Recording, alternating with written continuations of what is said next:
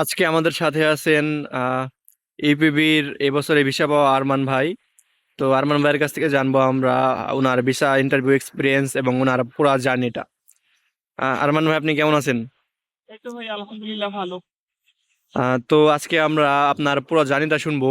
তো শুরু করতে যাচ্ছি একদম প্রথম থেকে। কিভাবে আপনি রোমানিয়া সম্পর্কে জানলেন এবং রোমানিয়ার বিষয়ে আগ্রহী হলেন? প্রথমে আইটিএস দেওয়ার পরে হচ্ছে গিয়ে আমি উম, মানে বিভিন্ন কান্ট্রি নিয়ে আহ, খোঁজ খবর নেওয়া শুরু করি। দেন হচ্ছে গিয়া ওইখানে রোমানিয়া ছিল, বুলগেরিয়া ছিল, তারপরে অন্যান্য কান্ট্রি ছিল, ডেনমার্ক, ইংল্যান্ড, এগুলো নিয়ে দেখলাম। তারপরে আমার কাছে রোমানিয়ার সুযোগ সুবিধা ভালোই লাগলো। দেন ওইখান থেকে হচ্ছে গিয়ে রোমানিয়া সম্পর্কে জানতে পারলাম। আচ্ছা, তারপর আপনি ইউনিভার্সিটিটা কিভাবে চুজ করলেন এবং আপনার কোন ইউনিভার্সিটি এখন পড়তেছেন এগুলো? আমি এখন বর্তমানে National University of Science and Technology polytechnical ফরেস্টে আছি, কম্পিউটার অ্যান্ড ইনফরমেশন টেকনোলজি সাবজেক্টে। এখন এটা হচ্ছে গিয়া রোমানিয়ার মধ্যে টপ কয়েকটা ইউনিভার্সিটির মধ্যে টপে আছে। দেন ওইখান থেকে আমি বড় ভাইদের থেকে সাজেশন নিলাম, ওইখান থেকে জানতে পারলাম আর কি। আচ্ছা, আপনি অ্যাপ্লিকেশন কবে করলেন এবং ভিসা ইন্টারভিউটা কবে দিলেন? আমি অ্যাপ্লিকেশন করি হচ্ছে এপ্রিলের 21 তারিখ, ইউনিভার্সিটি অ্যাপ্লিকেশন। আর তারপর হচ্ছে অফার লেটারের জন্য ওয়েট করি 2 থেকে আড়াই মাসের মতো।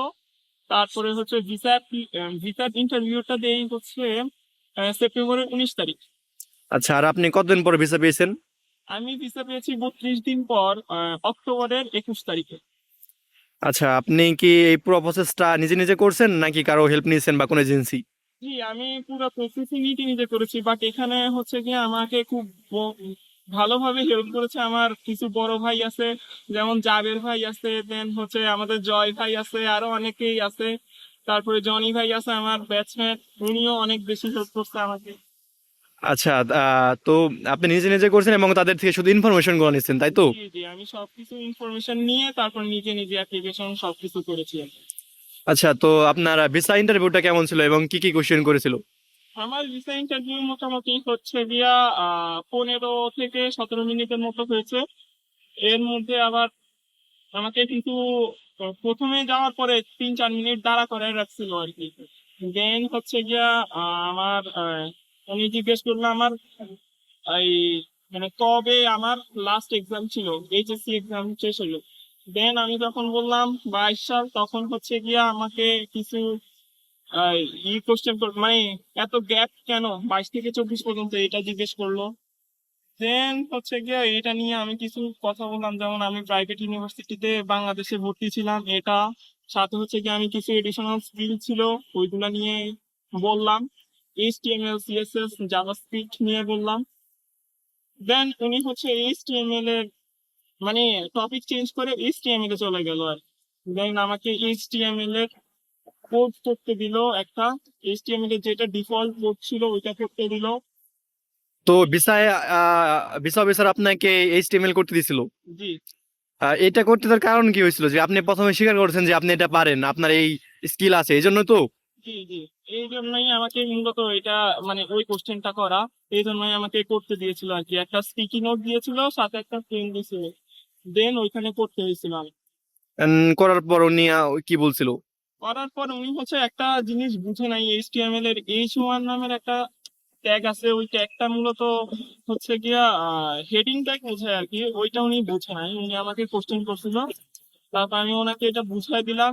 বুঝাই দেওয়ার পরে উনি ঠিক আছে বলতে বলে স্টিকি নোটের যে আমার যে ভিসা অ্যাপ্লিকেশন ছিল, ভিসা অ্যাপ্লিকেশনের সাথে স্টিকি নোটটা লাগাই দিয়েছিল, ওইটা কিন্তু আমি দেখছি। আচ্ছা, এরপরে আপনাকে কোনো কোশ্চেন করছে? এরপরে আমাকে স্পন্সর রিলেটেড কিছু কোশ্চেন করছিল, যেমন আমার স্পন্সর কে, তারপর আমার স্পন্সর কি করে, এগুলো নিয়ে কিছু কোশ্চেন করছিল। আর 8টা মতো কোশ্চেন করে। আচ্ছা, এভাবে শেষ হয়ে গেল। আপনার কাছে পুরো জার্নিটা কি মনে হয় নিজে নিজে করা যায়? আমি মনে করি সাপোর্ট বড় ভাই থেকে সাপোর্ট নিয়ে, তারপরে বিভিন্ন গ্রুপ আছে, যেমন লেটস গ্রুপ আছে, ওইগুলা থেকে সাপোর্ট নিলে আশা করি নিজেই নিজেই সবকিছু করা যায়। কারণ রোমানিয়ান অ্যাপ্লিকেশন অত বেশি কঠিন না, আমি যত কিছু বুঝলাম, যত কিছু দেখলাম।